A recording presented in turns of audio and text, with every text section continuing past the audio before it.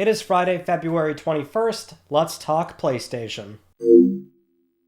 Welcome back, everyone, to another chilly episode of LTPS. It's been absolutely brutal here in Western New York. My God, so much snow, but we do always have some PlayStation stories to warm us up, or at least me in this case. But yeah, we have a lot going on. Most of it, Shuhei Yoshida, so he's still doing a lot of talking, so there's most of that's what's going on this week.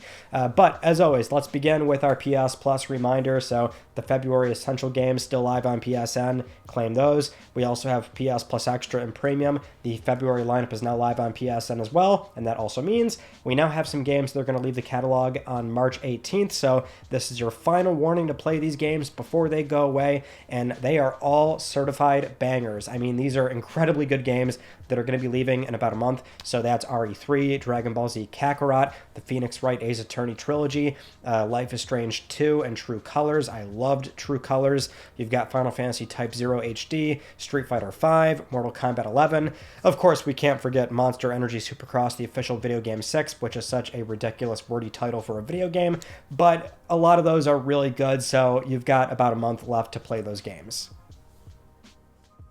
Now, another PS Plus news, or PS Plus Premium Classic news, we know about another game that was rated in Taiwan, probably a classic title that's going to be added very soon, and that's Disney's Pixar Wall-E. So it was rated for PS4, PS5, so we know that. And then 3 Armored Core games are coming to Premium in the short-term future at some point.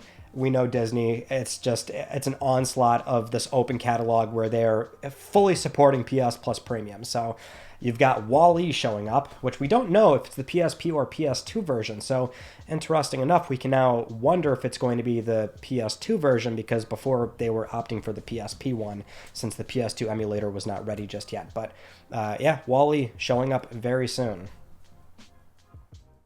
Something else we should also mention is that Jak and Daxter, and I believe Sly Cooper as well, recently got patched on PSN to where these games now have a new setting in the emulator menu, and that's colors. So you can adjust the brightness, contrast, gamma, hue, saturation.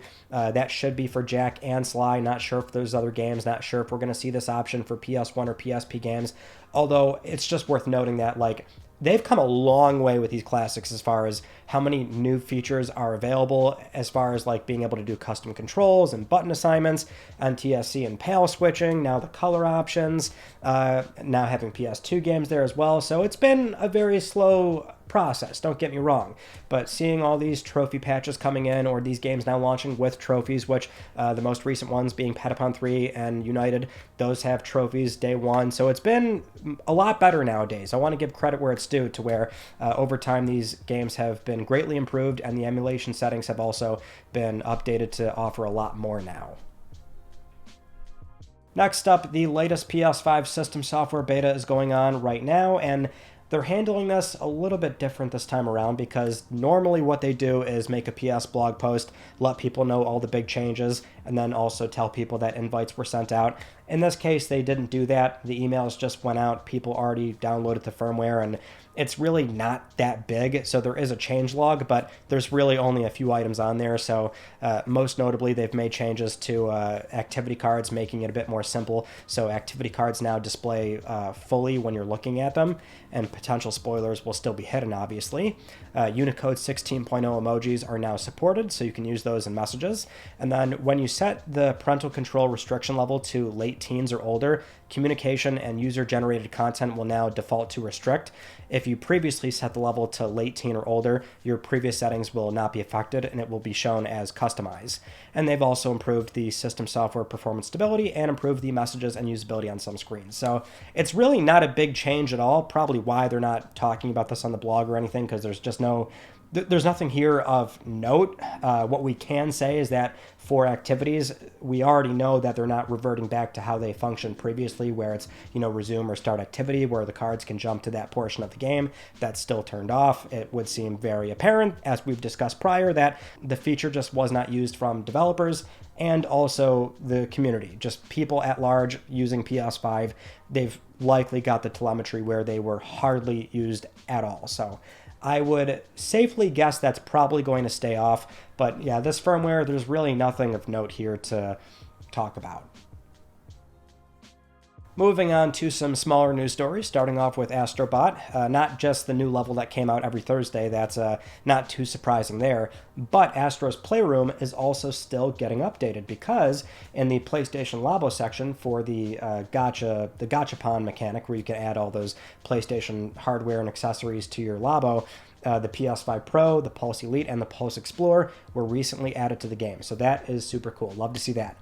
Moving on to Lost Soul Aside, where we now know that game is indeed getting a physical disc print.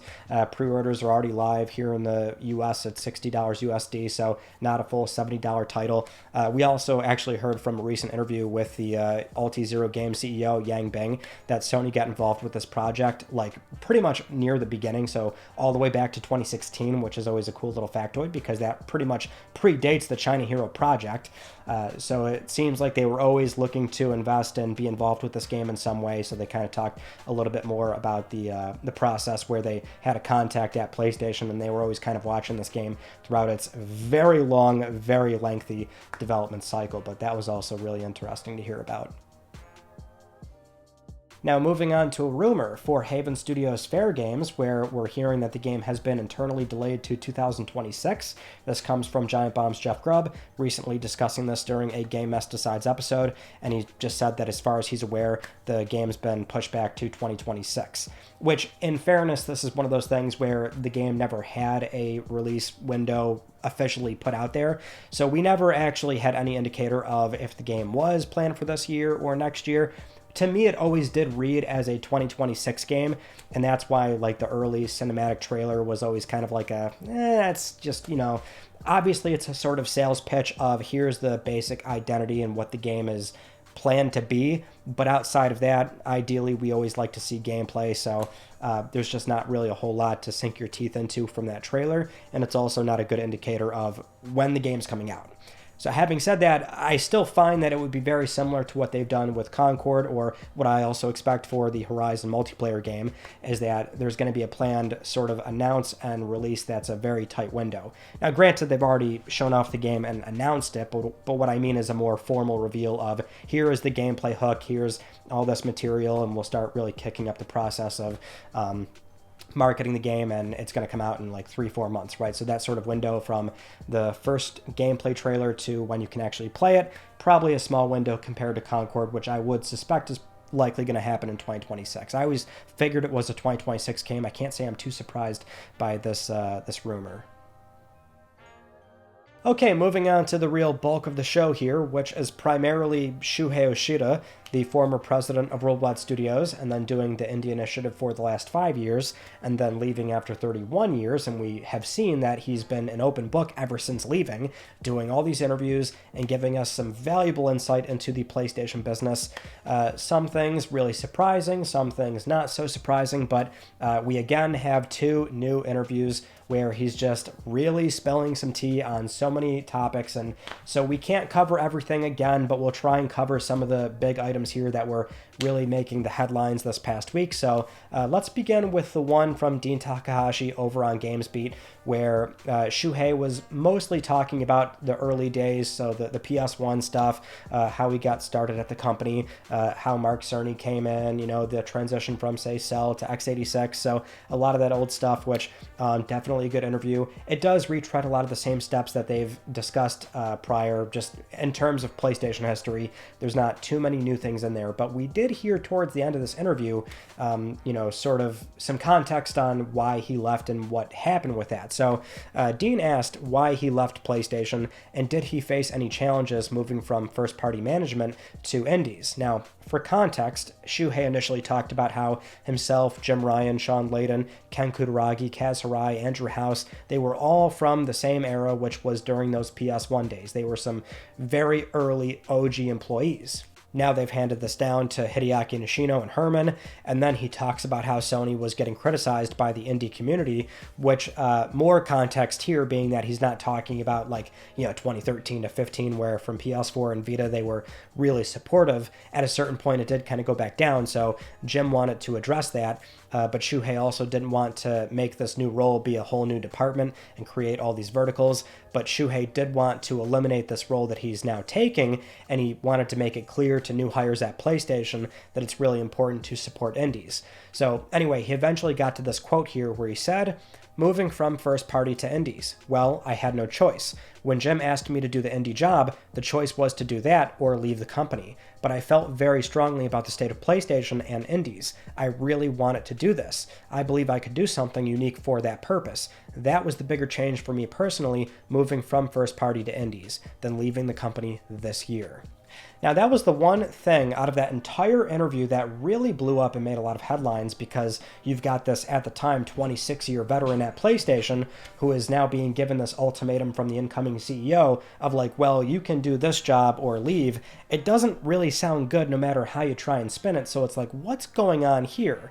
Now, it didn't really take that long to get more context on that answer, though, because shortly after, we then had another interview come out, this time with Colin Moriarty of Sacred Symbols and Last Stand Media. Shuhei and Colin go way back, and so it's this kind of circumstance where they've only been able to talk after Shuhei was finally untethered from PlayStation, so they finally got to talk again after like 8-something years, and it was a 2-hour-long conversation, very good. Naturally, Colin is going to ask great questions, and Shuhei is going to give some really good answers here. He's got it paywalled on Patreon right now, so you can either do that to access it, or I'm not sure if he'll make it go live eventually, so I don't know what his plan is there. But we'll try and cover some of the big items throughout this interview. And we can't cover everything, mind you, out of respect for it being paywalled. But anyway, he did directly ask initially, like, so what was going on with that Dean interview? Because this interview did take place after the article. We're talking about mere days where this lined up. And so Colin asked, like, what was up with that, right? So Shuhei basically said the indies job was made for him, yes.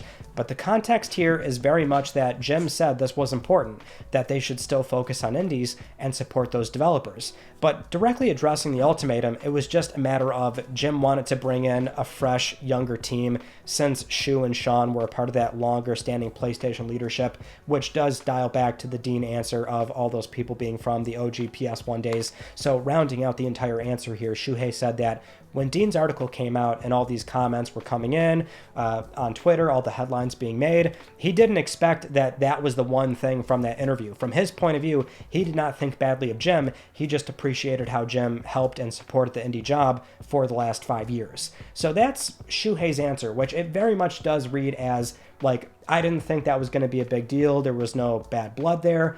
It still doesn't read well, obviously, but you know, it is one of those very corporate decisions of when a new CEO comes in, you know, oftentimes they will want a new team to come in as well. So it is their call, obviously, and it sounds like Shuhei didn't necessarily have a problem with that, and he rather, I don't know if preferred is the right word here, but it seems like he very much did want to focus on indies. I mean, that was always the thing, right? When he took on that job 5 years ago, it very much read to me as not like a demotion or something negative. It did appear not quite lateral, but lateral in a sense that, you know, I would assume his pay didn't change all that much, and he just got to do something that he cared deeply about, which is not like hidden new information or anything. Like, we know Shuhei has always been really supportive of smaller studios, independents, and so like it just, even 5 years ago it made sense, and now knowing what we know, it is 5 years later. He kept that job for quite a long time. They even brought in Greg Rice as well, so it's not like it was this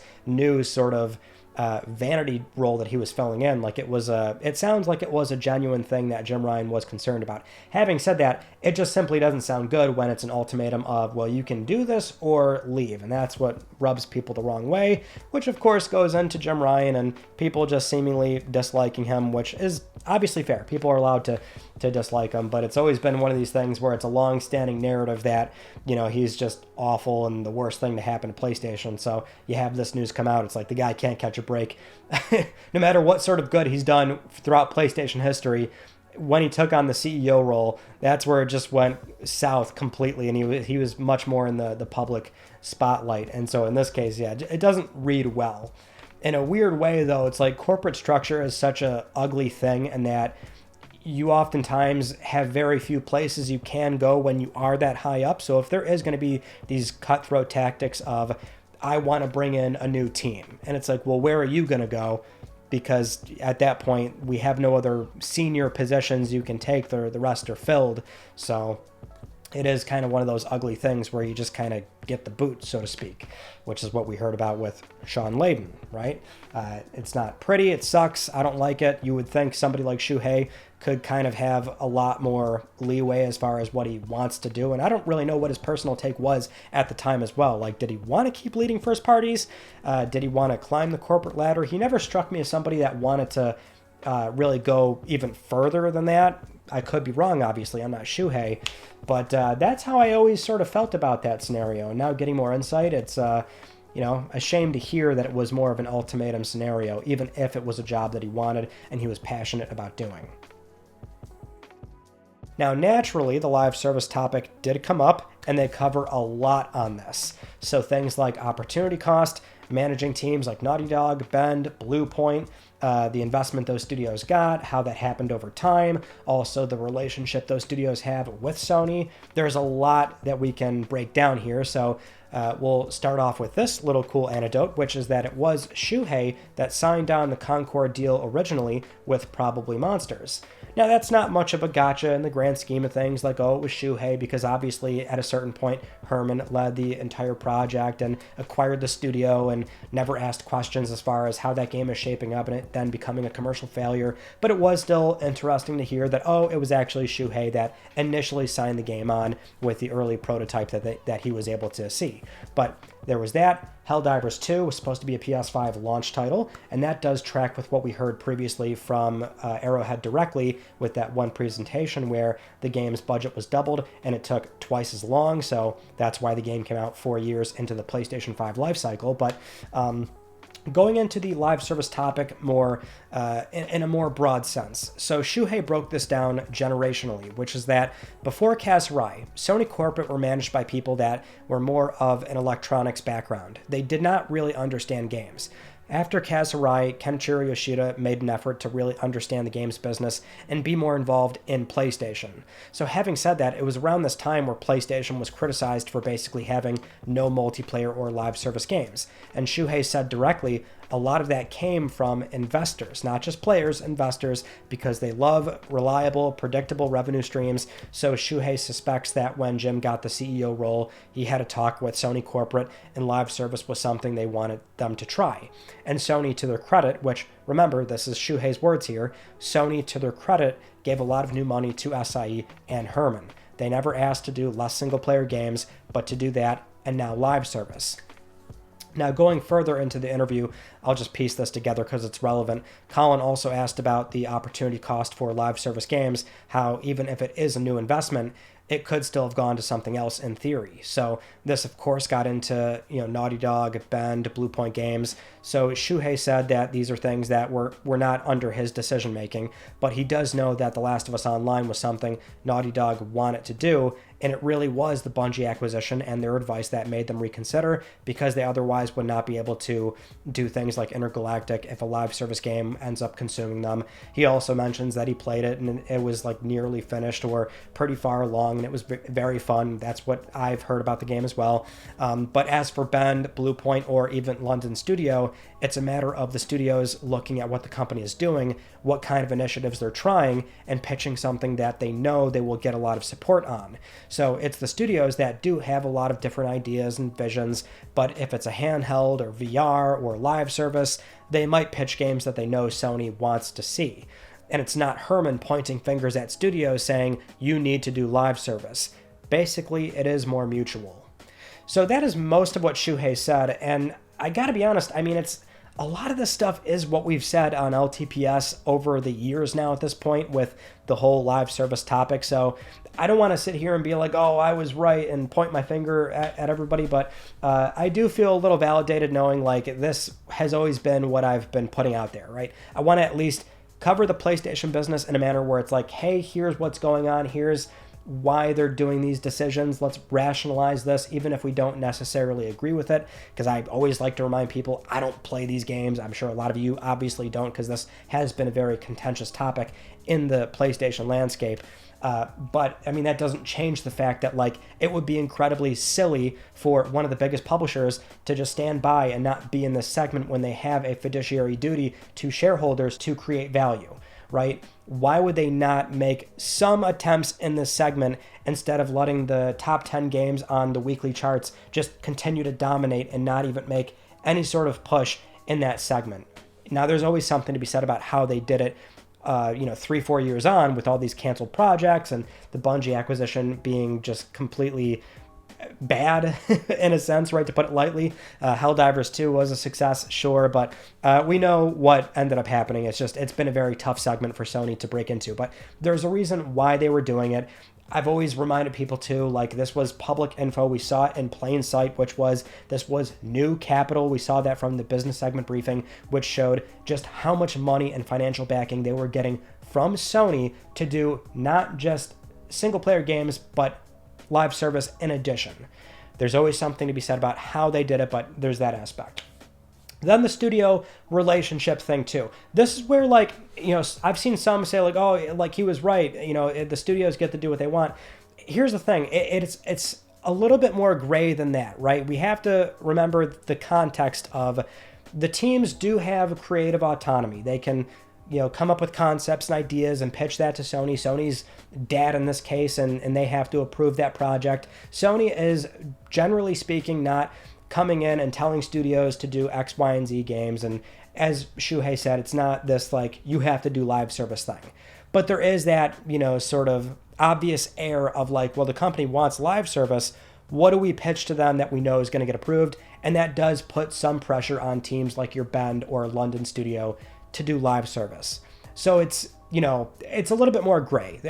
I'm not entirely right in the sense that I'm saying, Blue Point chose to do live service. I think the appropriate action from Sony's point of view would have been, well, you guys really don't do live service. You're not a massive team, and we already have seen how south it's been going for certain studios. Like, don't even kick up that project or spend any more time on it. Like, kill this now and move on to something else, something that you are experienced in. Not to say they have to do more ports and remasters, because again, Blue Point wanted to do original content, but there should have been that responsibility from Sony's end to maybe kill that project a lot faster.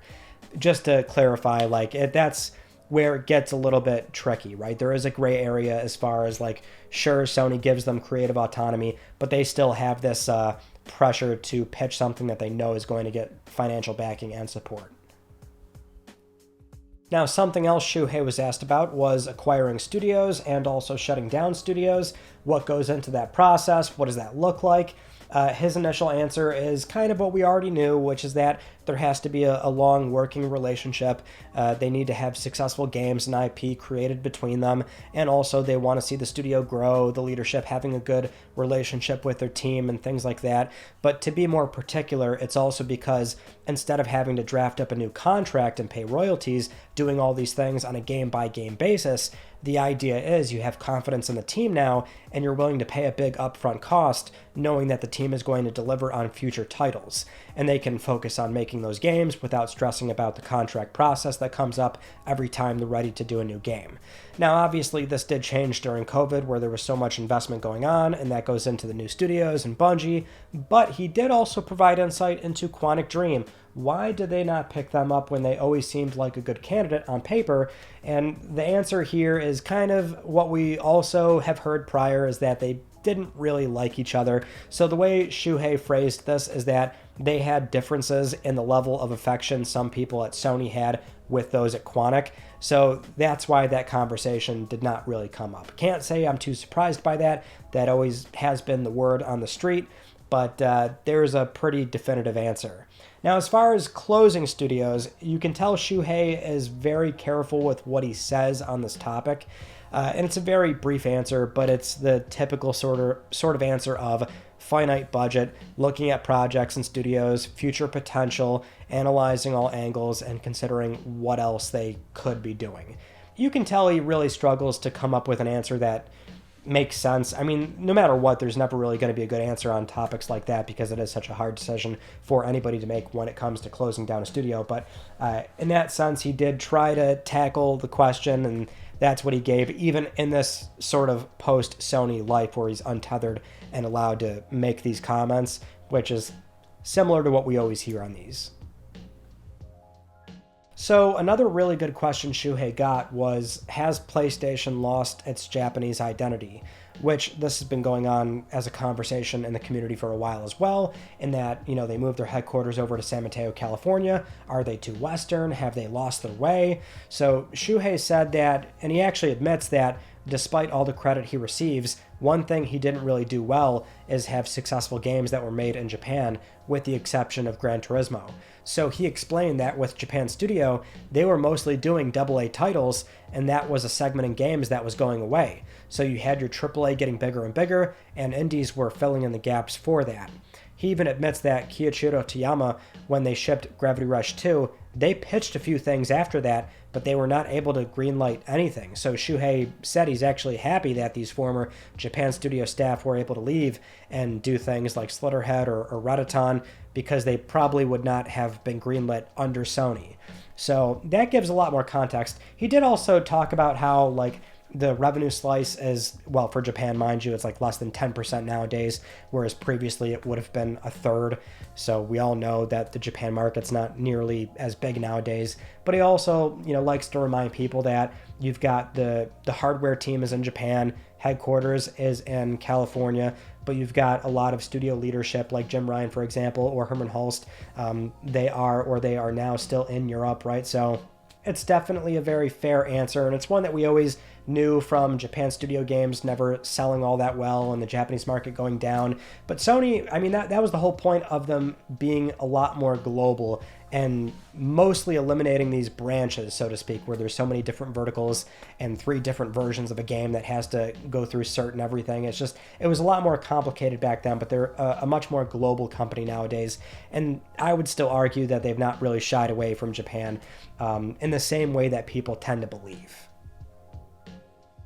Now, I should also mention that when they were talking about the San Mateo, California headquarters and going over distribution, physical and digital, he did just very briefly in passing mention that for packaged games, even though they decline every single year, it's still something that is for hobbyists, and he doesn't think it's going to go away. So I just thought that was worth mentioning, right? We've got 2 former very high-ranking positions at PlayStation, that being your Sean Layden and now Shuhei, both feeling as though like that's not going to go anywhere. Shuhei also feels that PlayStation 6, which he's not going to divulge details, he says he doesn't know anything. I'm sure he knows something to a degree, but the point is he feels as though PS6 is like 2028. That feels right, even though the timeline does suggest, if it's on the same amount of time that Sony's previously done in recent console cycles, that it would be 27, but to him 2028 feels right. And I would agree. I mean, 2028 does feel like it would be like where PS5 is starting to get slightly long on the tooth, if only because we had what feels like a 1-2 year delay with COVID and how long it takes for games to come out. But I thought that was worth mentioning. PS6 in 2028 is what he feels is right, and then he doesn't think packaged games are going away. And I sincerely hope that is the case. I still think it will be around for at least one more platform cycle.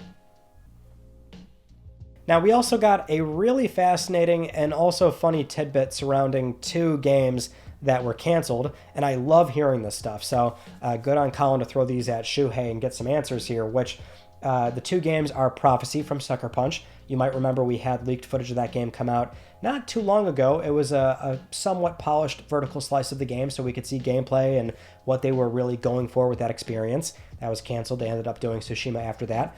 And then also the Santa Monica sci-fi game, the very high-profile, expensive one that was canceled in like 2017, if I remember correctly. So we got some details on these games, or what went into canceling them, which the Sucker Punch one, it's so funny. So I guess what happened is that Sucker Punch's Brian Fleming was showing off the latest build of the game, and at some point he must have just said like, oh, by the way, we want to cancel this.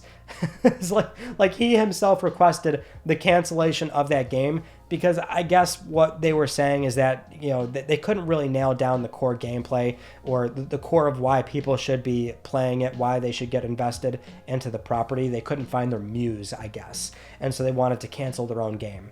And then for Santa Monica, Shuhei is sitting there. He's like, I can't really remember what happened with this game. And he's like, oh, I think it was something similar. Like they couldn't really figure out a gameplay loop. And that's why, they had to shut it down at that point, which he also admits that, yeah, like that was one of 2 games where it was the most expensive that I had to cancel under my watch, which at that point was about $25 million. A lot back then, still a lot now, but kind of a drop in the bucket compared to other projects. And so, yeah, we never really would have heard that without Shuhei telling us that. And it's so cool that, like, yeah, there are times where, like, the studio might not want to pursue the game further when it seems like maybe Sony was totally on board. Like, yeah, this is shaping up to be good. But if they don't believe in their own project, then, yeah, they can request their own cancellation. And that must have been a very funny meeting to have Sucker Punch go, yeah, so here it is. And by the way, we don't want to do this anymore. Okay, let's do one more Shuhei answer, and this time it's Demon's Souls PS3, where he was providing more context on what really happened early on with that project, because it has been well known that the first time he played that game, he did not like it. He thought it was bad. He was, getting beat over and over again, and he didn't really get the gameplay loop. So in a way, he's trying to defend himself here, but he does admit that, yes, the first time he played the game, it was 2 hours, and he was still stuck at the gates of Boletaria, so he just didn't really get it, but a producer wasn't really explaining the gameplay loop and Miyazaki's vision. But he also did say that with the game, Sony Computer Entertainment America and Europe, they already passed on publishing it by the time Shuhei had gotten the first-party possession and played the game himself, so Japan was already going to be publishing it, and at that point, it was Atlus that stepped in for publishing in the US, and then Bandai Namco in Europe. But when the game got Game of the Year at GameSpot, Shuhei sent the link of the article to somebody at SCEA, and he said, look at what we missed, and or look at what you missed, rather, and they replied with, ouch. So that's like one of those cool stories that he talked about. But he also said that From Software, they were already working on the sequel, and even though at that point Sony did want to continue working with them, they decided not to, or rather From decided not to, because of their experience with PlayStation and the Western branches. So they really did fumble the bag on that franchise and that series, and it could have been something maybe way different if they had embraced that game much sooner than they did, right? Because obviously they were able to mend that at a certain point and then do Bloodborne. But that's a cool story, and it's great getting more insight into like what really happened with the whole like this game is bad and I don't get it kind of conversation. They definitely did fumble it, that's for sure. Okay, let's move on very briefly to our next story about the Microsoft CEO of Gaming, Phil Spencer, where yes, he did say the same thing again, and therefore it's not really news, but he did add some slight clarity to this where he was speaking on the Xbox Era podcast. So he did say for the 15th time that they're not trying to move PS5 players over to Xbox anymore. But he did also say that for future live streams that they do, they are going to show PlayStation and Nintendo logos when they're relevant. So their next Xbox Game Showcase, their next Developer Direct, whatever they do, you can now watch those owning a PS5, Switch 2, knowing that like you'll get your answer right then and there as the trailer ends of what platforms it is coming to. So I do like that answer. It's more of a little PSA, to be honest, because it was kind of, I don't want to say annoying, but a little bit of a guessing game as far as like where they are with certain studios, certain teams, if you're watching their live streams in the here and now, because you have to then go to the publisher's site or their Twitter or something and try and find a press release that confirms if it is or is not coming to, say, PS5. Now we'll get a very straightforward answer for any debuts or reveals on their terms. Moving on to The Last of Us HBO Season 2, where we now know it's going to debut on April 13th.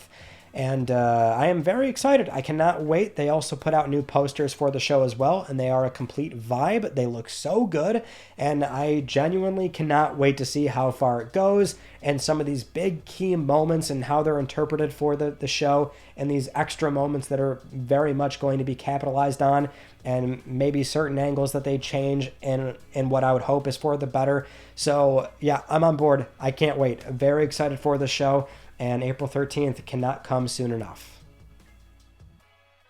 Now, with all that said, it is time for Let's Talk Plus, the weekly Let's Talk PlayStation giveaway, where one of you can win a $10 PSN code. I would like to congratulate this viewer right here. I'll be contacting you very soon via email or X. And if you would like to win a $10 PSN code, it is so simple. Follow the link down below, enter the Gleam giveaway, and supporting this channel a number of ways can gain you an entry. And I'll announce the winner next week because I'm trying to help pay for your games. Those are all the stories from this past week that I wanted to talk about with you all, and our Tuesday video was a trophy rant. There's a problem on PS5 that's still ongoing. It's not even a problem, it's one they've made themselves, which it's this weird thing Sony does with trophies on the console, and it's still a problem with the recent release of Tomb Raider 4 through 6, so go watch me rant about that. Maybe they'll finally change it. And then we also had a Click R3 episode go up as well, which that episode was filmed after the Dean Takahashi interview, but before Colin, so you can see our initial reaction to the weird answer Shuhei gave with his ultimatum from Jim Ryan. And then coming up, as always, something on Tuesday probably, but that is pretty much it. So that concludes this week's episode of Let's Talk PlayStation. I'm Ryan Benecki. Thank you all so much for talking with me, and I will see you all next Friday.